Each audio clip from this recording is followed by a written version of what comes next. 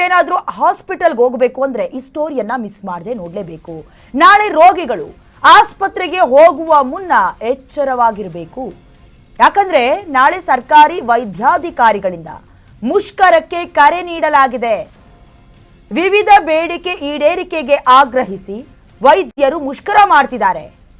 ಸರ್ಕಾರದಿಂದ ಬೇಡಿಕೆ ಈಡೇರಿಸುವ ಭರವಸೆ ಸಿಗದ ಹಿನ್ನೆಲೆ ರಾಜ್ಯದಾದ್ಯಂತ ಸರ್ಕಾರಿ ವೈದ್ಯಾಧಿಕಾರಿಗಳು ಮುಷ್ಕರ ಹೂಡ್ತಿದ್ದಾರೆ. ನಾಳೆ ಸರ್ಕಾರಿ ಆಸ್ಪತ್ರೆಗೆ ಹೋಗುವ ರೋಗಿಗಳೇ ಎಚ್ಚರ ಎಚ್ಚರ. ರಾಜ್ಯದ ಸರ್ಕಾರಿ ಆಸ್ಪತ್ರೆಗಳಲ್ಲಿ ವೈದ್ಯರು ಸಿಗೋದು ಬಹುತೇಕ ಡೌಟ್. ನಾಳೆ ಸರ್ಕಾರಿ ಆಸ್ಪತ್ರೆಗಳಲ್ಲಿ ನಾಳೆ ODP ಸ್ಥಗಿತಗೊಳಿಸಿ ಮುಷ್ಕರವನ್ನು ಮಾಡ್ತಾರೆ. ಸರ್ಕಾರಿ ಆಸ್ಪತ್ರೆಗಳಲ್ಲಿ ವೈದ್ಯಕೀಯ ಸೇವೆಗಳಲ್ಲಿ ವ್ಯತ್ಯಯ ಬೀರುತ್ತೆ. ನಾಳೆ ಆಸ್ಪತ್ರೆಗಳಲ್ಲಿ ಹೊರ ರೋಗಿಗಳ ಸೇವೆ ಕೂಡ ಬಂದಾಗಿರುತ್ತೆ. ನಿಜಕ್ಕೂ ಸರ್ಕಾರಕ್ಕೆ ನಾಚಿಕೆ ಆಗಬೇಕು. ಬಹಳಷ್ಟು ಹಲವಾರು ಸುತ್ತಿನ ಸಭೆಗಳನ್ನು ಮಾಡಿದ್ರು, ಮನವೊಲಿಸುವ ಪ್ರಯತ್ನಗಳಾಗಲೇ ಇಲ್ಲ.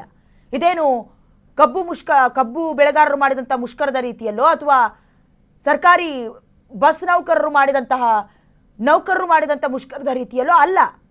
ಇದು ಪ್ರತ್ಯೇಕವಾಗಿರುತ್ತೆ. ಯಾಕಂತ ಹೇಳಿದ್ರೆ ಅದು ಏನೇ ಎಫೆಕ್ಟ್ ಬೀರಿದ್ರು ಕೂಡ ರೋಗಿಗಳ ಜೊತೆ ಅಥವಾ ಜೀವದ ಜೊತೆ ಆಟ ಆಡ್ತಾ ಇರಲಿಲ್ಲ. ಬಟ್ ನಾಳೆ ಏನಾದರೂ ಬಹಳ ಇಂಪಾರ್ಟೆಂಟ್ ಆಗಿ ಅಥವಾ ಅಪಘಾತವಾದರೆ ಯಾರು ಹೊಣೆ?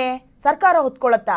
ಸಂಬಂಧಪಟ್ಟಂತೆ ಬಹಳಷ್ಟು ಪ್ರತಿಭಟನೆಗಳು ಕೂಡ ಆಯಿತು. ಕೆಲವೊಂದಷ್ಟು ಬೇಡಿಕೆಗಳನ್ನು ಇಟ್ಕೊಂಡು ಪ್ರತಿಭಟನೆಯನ್ನು ಮಾಡ್ತೀವಿ ಅನ್ನೋದಾಗ ಅವರೇನು ಆಲ್ ಆಫ್ ದಿ ಸಡನ್ ನಾಳೆನೇ ಪ್ರತಿಭಟನೆ ಅಂತ ಹೇಳ್ತಿಲ್ಲ.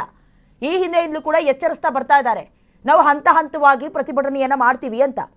ನಾಳೆಯಿಂದ 5 ದಿನಗಳ ಕಾಲ ಹೊರ ರೋಗಿಗಳ ಅಂದರೆ OPD ಕಾರ್ಯನಿರ್ವಹಿಸೋದಿಲ್ಲ. ಜೊತೆಗೆ ಬೇಡಿಕೆ ಈಡೇರಿಸದೇ ಇದ್ರೆ ಏನೇನು ಬೇಡಿಕೆ ಇದೆ ಅಂತ ಹೇಳಿದ್ರೆ, ಸರ್ಕಾರಿ ವೈದ್ಯರಿಗೆ ವೈದ್ಯಕೀಯ ಶಿಕ್ಷಣ ಇಲಾಖೆಯಲ್ಲಿ ಮಾದರಿಯ ವೇತನ ನೀಡಬೇಕು, 39,000 ಖಾಲಿ ಹುದ್ದೆಗಳ ಭರ್ತಿ, ಹಾಗೆ ಗುತ್ತಿಗೆ ನೌಕರರಿಗೆ ಭದ್ರತೆ, ಜೊತೆಗೆ ವೈದ್ಯರ ಮೇಲೆ ಹಲ್ಲೆ ತಡೆಗೆ